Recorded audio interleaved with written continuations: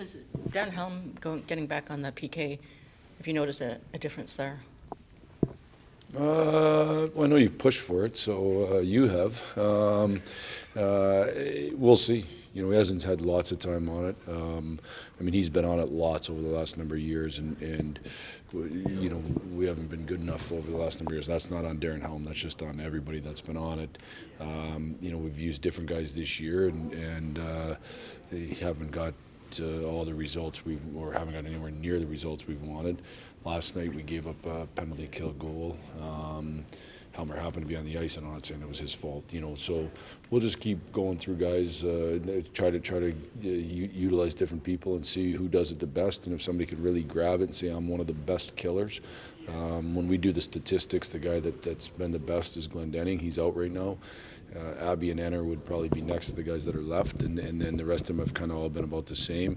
You know, I've gone to using Larkin more as a face-off guy because certainly with Glennie out, he's our best face-off guy on both sides generally most nights, and we'll see if Helmer can give us a boost. You know what Helmer's strength is his competitiveness and his quickness. That's when he can be real good at it. Well, with guys who are also on the power play, how much of a challenge it is for them on the penalty kill because they don't really get to practice because they're always practicing power play?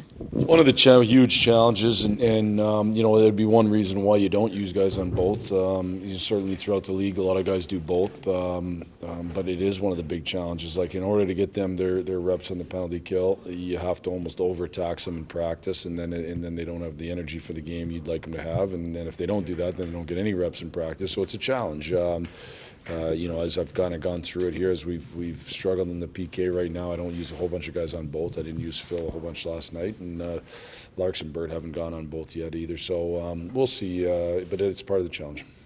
You mentioned that sport logic thing last week. Is that a new thing? Are you guys using that more?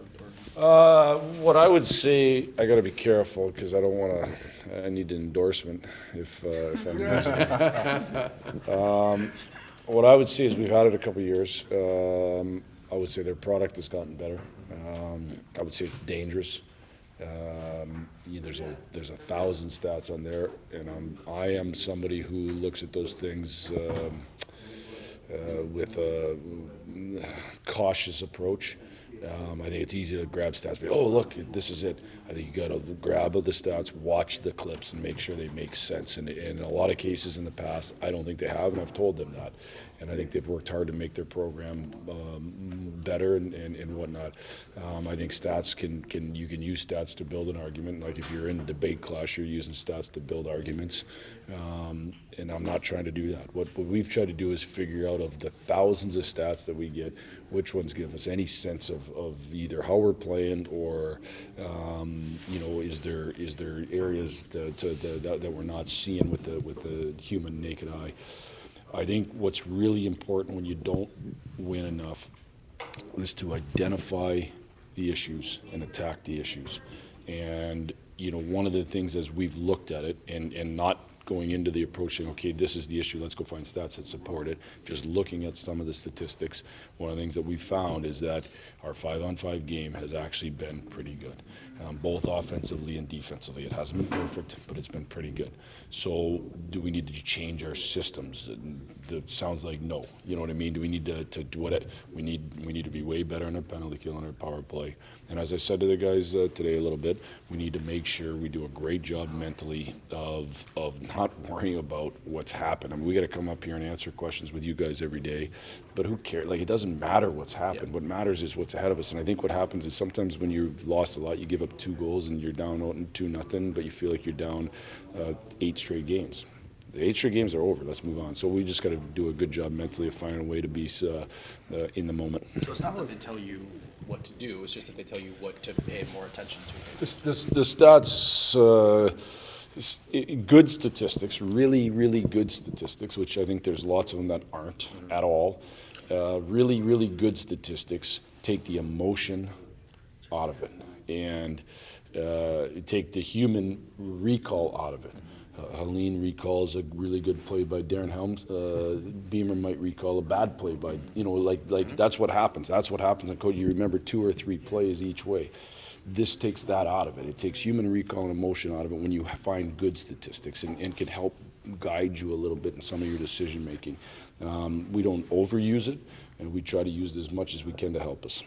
How was Phil Ronick gotten from the point of a year ago he was in Grand Rapids at this time to now leading the team, or leading the defense in the team in ice time and playing against top lines?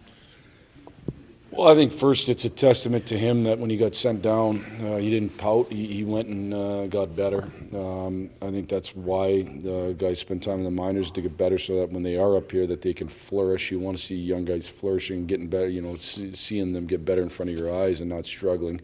And I think, you know, when he came back up here, he was in position to do that.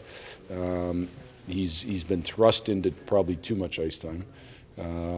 Because of, you know, the injury to DK, you know, where we don't have lots of guys that are ahead of him, and so he's got to bite off tons of minutes and hard minutes, but he's doing a good job with it. Would I like to have him maybe backed off a little bit? Yeah, probably at his age, but he's also pretty mentally tough. I don't think the last few games have been quite as good as they were before, but I thought last night he kind of answered the bell back a little bit. I mean, he's out there against one of the best lines in the league. So, you know, I think he's got a good skill set. He's really competitive, and he's mentally tough. Those are good attributes. Just throwing him into the deep end, though, he seems to have that personality that he probably wouldn't mind that, or doesn't mind that. Yeah, no, I think he's got the mental toughness to be able to do it, and then some guys don't. Some guys, you know, when they get crushed, they get crushed, and you know, when I teach him or yell at him or talk to him or whatever it might, whichever approach, he kind of takes it, and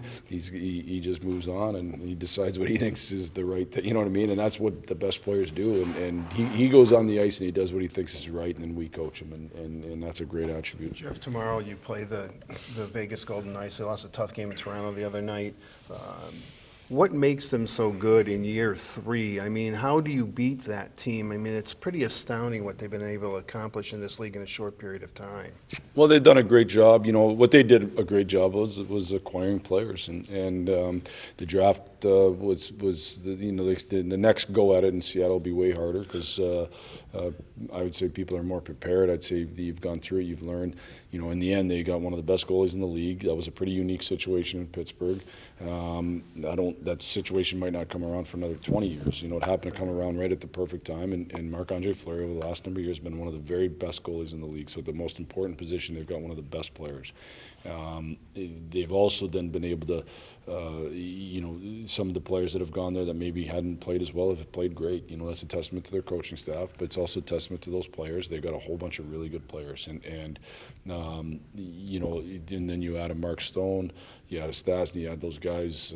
They're a super dangerous team, and they play to an identity. They're very, they play very fast, and it'll be a hard game. But you know, like you see every night, like every night's close in terms of the talent. The talent's never that much different. So we got to go out and find a way to play real good, like we did last night, 5-on-5, and find a way to score on the power play and not give up penalty kill goals.